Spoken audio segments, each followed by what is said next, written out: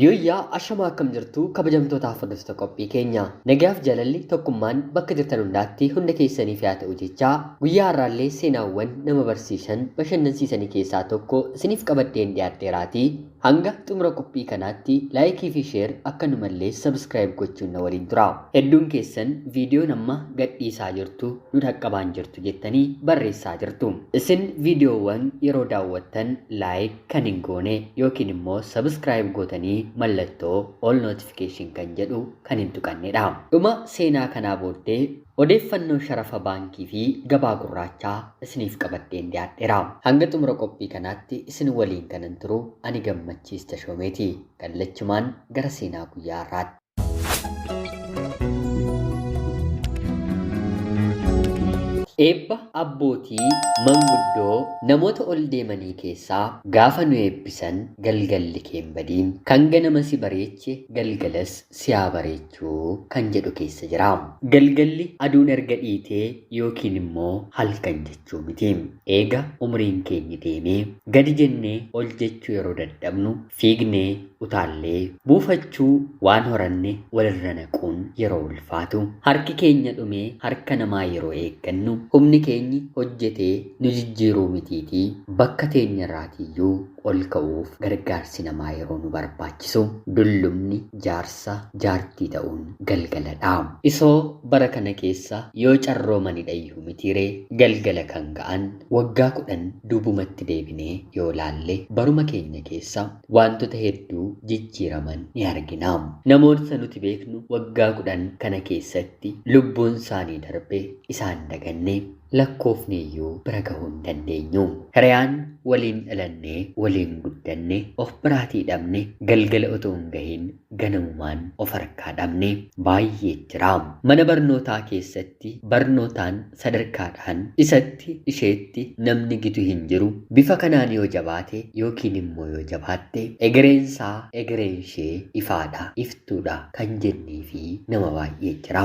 Haa ta'uutii garuu faallaasaa ta'anii gariin dirree waraanaa yeroo seenan gariin immoo kashlabbee araanni itti taphatu ta'anii mandara keessatti yoo hafan gariin heerumanii bakka malleefiitti yeroo argaman gariin immoo nama rukutanii yookiin immoo ajjeesanii mana adabaa keessatti yeroo umrii isaanii fixan duubatti deebinee yaadachuu xiinxaluu arguu ni dandeenya. Yoo umrii qabaatan yeroon waa hedduu namatti argisiisa jedhama mitiiree waa'eema biyyuma keenyaa waggaa 10 duraa fi amma yoo laalle garaagarummaa guddaa jira.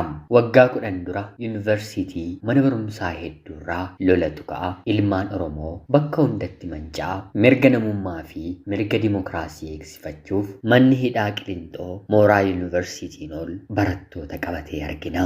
Amma garuu sun hafee haalattiin ilmaan Oromoo dhuman bifti isaa jijjiiramaadha.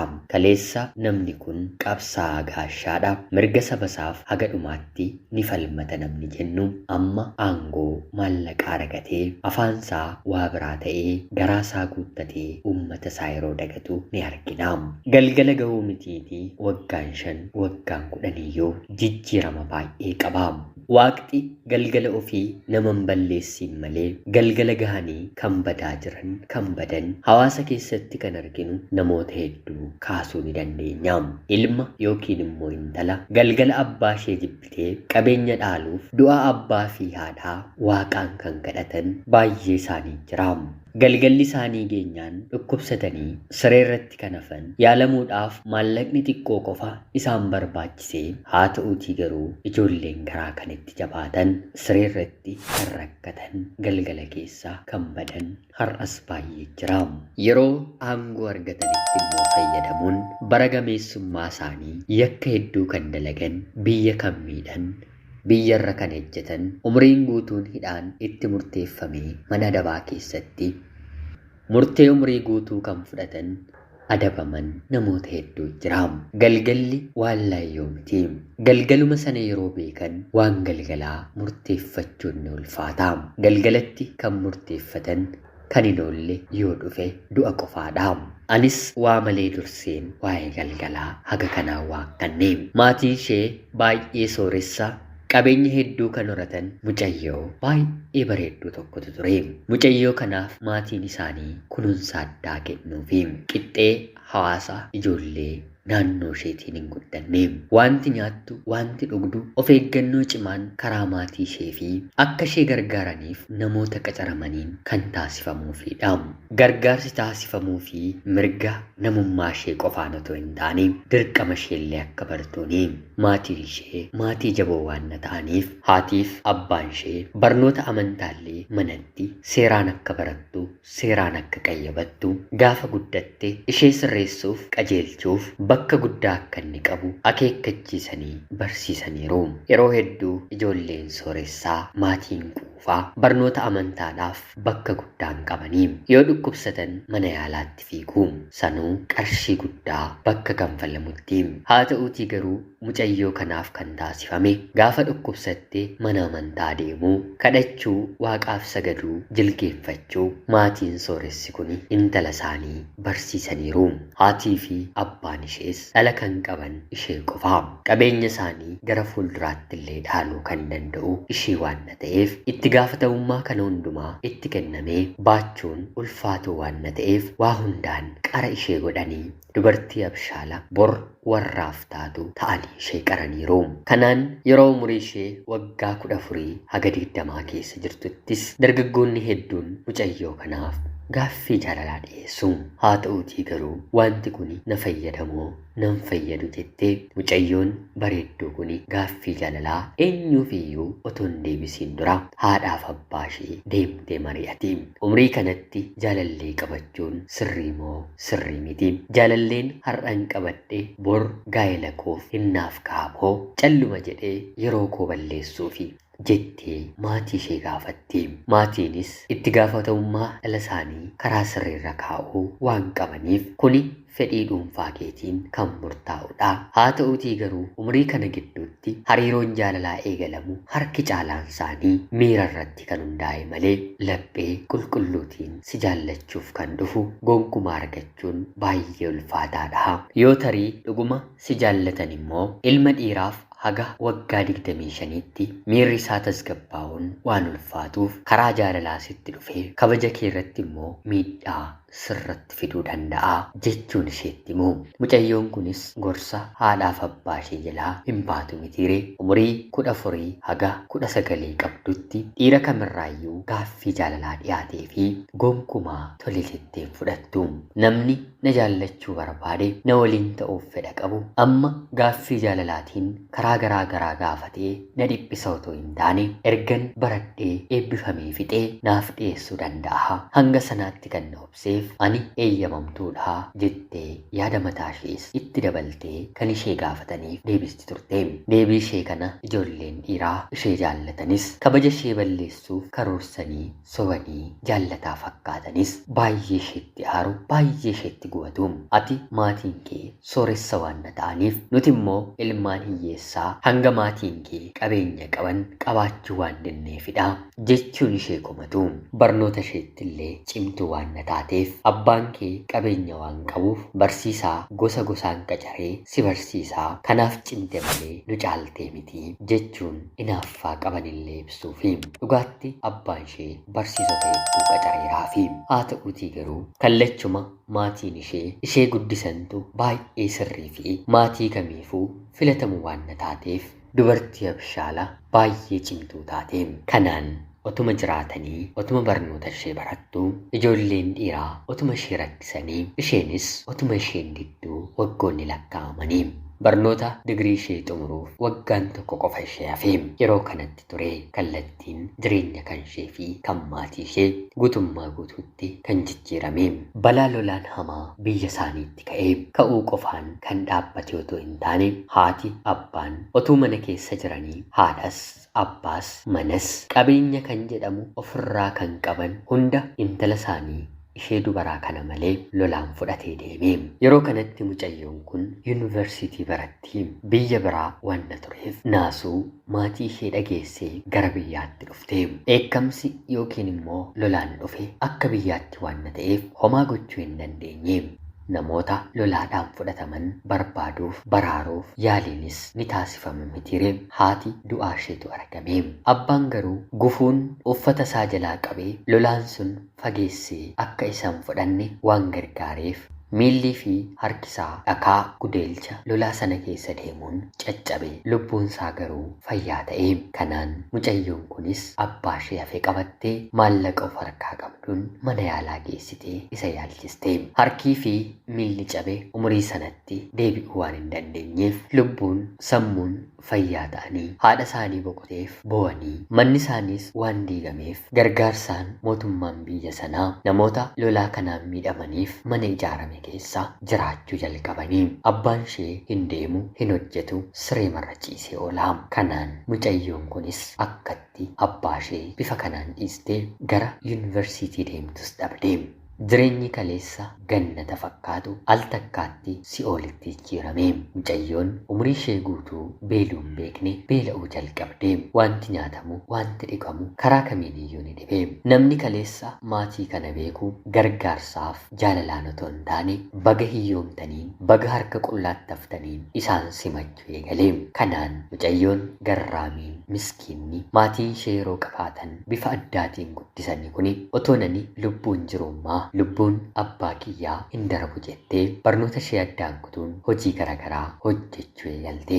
Jireenya fooyya'uu hin dandeenye hojii nama hin jijjiirre kanas qabattee otoo hin beekiin waggaa 5 hojii keessummeessuutiin erga hojjettee booda guyyaa tokko manuma hojii kanaa otoo jirtu hiriyoonni ishee waliin baratte eebbifamanii hojii garaagaraa hojjetan sadarkaa guddaarra gahan kaleessa si jaalladha jedhanii ishee kadhachaa turan bakka hojjettu kanatti ishee arganii baay'ee isheetti kolfanii. Hoteelli kun kan keessan immoo silaa abbaan kee qabeenya bakkuma fedhetti horee gadi gadhiisaa jedhanii gaafataniini. Isheenis lakkii qacarameen hojjechaan jiraa jettee deebisteefi ammas baay'isaniitti kolfanii. Qabeenya abbaa kee eessa dhaqee jennaan hojii kana hojjettaa jedhanii yeroo gaafataniini qabeenyi abbaa ishee akkam akka ta'e kaleessa maalirraa akka turan haa ta'uutii garuu waggaa 5 booddee har'a jireenya akkamii akka jiraatan ittiin deemu. Silaa namni namaa beeku namaaf gadda namaaf dhukkubsata mitiire. Haa ta'uutii garuu hiriyoonni ishee kun ammas si'a sadaffaaf baay'eetti kolfanii kanuma deebitanii hiyyoomtaniif jettanii ati dubartii addaa of gootee nu tuffachaa turte mitii. Amma nuti hiriyoota ishee 5 keessaa ani abbaa qabeenyaa akkasiiti ani abbaa kanaati jedhanii arfan isaanii dubbatanii. Kana qofaa otoo hin taane mindaan kee mana kana keessatti meeqadhaa har'a nu faana bashannanaa ooltaa jedhanii gaafataniini. Kanaan isheenis qarshii amma kanaatii ergan naman beekun argee waggaa hedduu lakkoofseeraa akkan sin faana taphachuuf yoo naaf eeyyamtan deemeen manaa jira hoteela kanaa eeyyaman gaafadhaa jedhanii gaafataniini. Yeroo kana isaanis eeyyeen dafii koottuu jedhanii deebisanii fi deemtee eeyyamsiifattee battaluma dhuftee. Kanaanis gaafa argan ammas ni nahanii. Si'a kana kan isaan naasise isheen isaanitti haaraa taatee otoo hin taane uffata isheen uffattee dhuftedha. Uffata ittiin keessummeessaa turteen uffattee dhuftee. Hiriyoota 5 keessaa tokko uffatuma keellee maaliif hin jijjiirranne jedhanii yeroo gaafataniini ani uffata gara biraan qabu kanuma uffadhaa jettee deebisteefi yeroo kanatti ammas deebisuun mindaa qabda mitii mindaa keetiin maaliif hin bitanne jedhanii yeroo gaafataniini mindaa kiyya walakkaasaa qoricha abbaa koof baatii baatiidhaan hin bituun qabaa walakkaasaa immoo wanta nyaatu wanta nyaannu ittiin hin bitaa uffata ofii kiyyaaf bitachuuf nan ga'u jettee deebisteefi ammas hiriyoonni ishee baay'eetti kolfanii kaleessa siif maatiin kee sooressa tokkoffaa biyya kanaa turtanii har'a ammoo hiyyeessa tokkoffaa biyya kanaa taatanii kaa jedhaniitti qoosanii. Kanaan maallaqa har'a siif kenninuun maalitti gootaree jedhanii yeroo gaafataniini abbaa kiyyaa mana yaalaa fudheen ittiin deemaa jettee deebisteefi. Kanaan ammas hiriyoota 5 keessaa tokko tole eega kana ta'ee kaleessa hundi keenyiyyuu si jaallachaa turre har'a garuu jaalalaaf nu keessaa kan si barbaadu hin jiru Rakkoo kaleessa ati nurratti geessisteef nuti kaasaa mindaa ji'a tokko tokko hin siif kenninaa. Haa ta'uutii garuu kutaa qabannee hundi keenyiyyuu dabareedhaan si waliin ciisnaa jedhanii gaafataniini. Ammas hiriyoota shanan keessaa afur baay'eetti kolfuun eeyyeen inumaayyuu maallaqa keenya bilisaan hin kenninu, uffata ishee baafattee sireerra nu waliin ciisuu qabdi. Kaleessa tolaan kan nu didde har'ammoo maallaqaan nuuf kennuu qabdi jedhanii irratti walii galanii. Mucayyoon kun yerootti maallaqni ishee barbaachisudha. Carraatti nama ishee beeku hoteela sana keessatti argitee beektullee hin qabdu. Namoonni isheen beektu hedduun isaanii lolaadhaan balaa lolaan yerooma sana dhumanii. Kanaan garuu lakki gonkumaa kuni ta'uu hin danda'u jettee deebistiifi yeroo kanatti isaanis hoogganaa keerraa eeyyama akka fudhatteen otoo yeroon sitti hin deemiin dhiiseera jedheetii gara hojii keetti deebi'i. Ati nu waliin hin ciistu taanaan maaltu qixxee geenya si godhee si haasofsiisaa? Qabeenyaanis nun madaaltu. Kaleessa nu caalta har'ammoo dabaree kee hir'ina si caallaa jedhanii ishee ari'anii gaddaa gara hojii isheetti deebitee maallaqa sana nan argadha jettee baay'ee eeggattee waan na tureef imimmaan ija isheerra gadi lolaasee gara hojiitti osoo hin deebi'in gara manaatti qajeelte. Kanaan hiriyoota shanan keessaa tokko garuu miila ishee hordofee qajeele. Hiriyoonni koo wanta si godhaniif baay'een gaddaa, waan isaan sirratti raawwatan sirrii miti. Abbaan kee yeroo qabeenya qabu nama hiyyeessa gargaaru, maatii hiyyeessaa bira kan dabarre, abbaa koof hojii kan uume, maatiin kiyya yeroo walitti bu'an kan araarsu nama addaadha. Anis barnootaan biyya kana argan bahee waggaa hedduu fixeera. Maal akka taatanis maal akkasin mudates gonkumaa hin dhageenye. Mee abbaa keetiin natti argisiisuu dandeessaayi jedhee gaafataanii. Isheenis natti qoosaa jirtamoo dhugaa keedha, ati sila natti kolfaan turreeyi jettee yeroo gaafatuuni haasoo fi qoosaansaa bitaa natti gallaan kolfaan ture. Haa ta'uutii garuu dhumarratti baay'een gaddee bifa kanaan si salphisanii hiriyoonni koo sitti dubbachuun qabani turanii jedhee isheetti dubbateen. Isheenis geessitee abbaa ishee argisiiste. Innis deemee abbaa ishee argee maallaqa sanaan kan gootu ture. Abbaa ishee yaalchisuudha mitiree sanaa ol baasee mana yaalaa geessee abbaa ishee yaalchisiisee fi fayyaa duraan qabanirra kan fooyya'aas argatanii. Wanta danda'uun dargaggeessi kun abbaa ishees gargaareeni.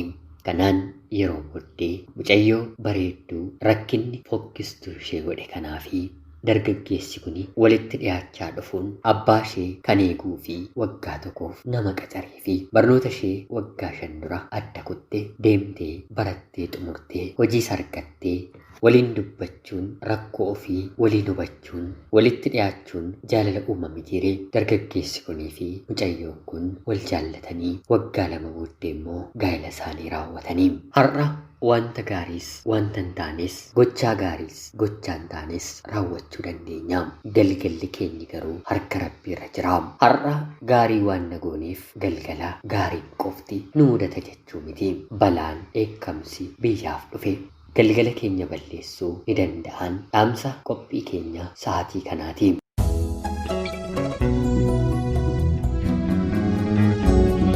Egaan jaalatamtootaaf hordoftoota qophii keenya seenaa kanarraa waa hedduu akka barattan akka hubattan homaa shakkii tokko illee hin qabu. Jaallattanitti yoo ta'e laayik gochuun, sheer gochuun, komentii keessan illee barreessuun jajjabina keessan naaf ibsaa jechaa amma immoo kallachumaan gara sharafa baankii biyya keessaa meeqaan akka jijjiiramaa ooletti isiniin dabarsaa. Baankota biyya keenyaa keessaa doolaaraaf gatii guddaa kennee sa'aatii kana jijjiiraa kan jiru baankii gadaadha. Doolaara Ameerikaa tokko 107.3 bitee 115.69 gurguraa jira. Paawundii 126 bitee 132 gurguraa jira. Yeroo 114 bitee 123.7 gurguraa jira. Dinaara Arab Emireetii 28 bitee 29.7 gurguraa jira. Riyaala Saawud Arabiyaa 27.4 bitee 29 gurguraa jira. Farankaa Chaayinaa 113.7 bitee 120.5 gurguraa jira. Akka ragaa Itiyoo Forex irraa argannetti gatiin gabaa gurraachaa xiqqoo gadi bu'aa jira. Doolaarri Ameerikaa tokko 118.4 Yuuroon 130 tuqaa 6, Farankaan Chaayinaa 136 tuqaa 7, Doolaarri Kaanaadaa 86 tuqaa 5, Doolaarri Awustiraaliyaa 79, Paawundiin 153, Dinaarri Kuweet 387 tuqaa 4, Dinaarri Arab Emireetii 32 tuqaa 25, Riyaalli Saawud Arabiyaa 31 tuqaa 5, Riyaalli Kuwaataar 32 tuqaa 5, Riyaalli Oomaan 307 tuqaa 6, Dinaarri Joordaan 167, Dinaarri Bahareen 314, Liireen Turkii 3 tuqaa 5, Paawundiin Ijipti 2 tuqaa 4, Riyaalli Yemen duwwaa tuqaa 47, Ruupiin Indiyaa 1 tuqaa 4 jijjiiramaa ooleera. Akkanumallee gama Baayinaansiitiin Doolaarri Ameerikaa tokko gatii gadi bu'aan sa'aatii kana kaa'amee fi 116dha. Itti aanee kan jiru 121. Egaan jaalatamtootaaf hordoftoota qophii keenya. Qophiin gabaa gurraachaa fi gabaa baankii biyya keenyaa guyyaa har'aattiin oolanis kanuma fakkaata. Haga yoonaatti yeroo keessan naaf kennitanii dhaggeeffachaa turuu keessaniitiif guddaa galatoomaa jechaa. Like, share, subscribe gochuun dagatinaa. Qophii gara biraatiin hanga walitti deebinutti bakka jirtan maraan turtii gaarii.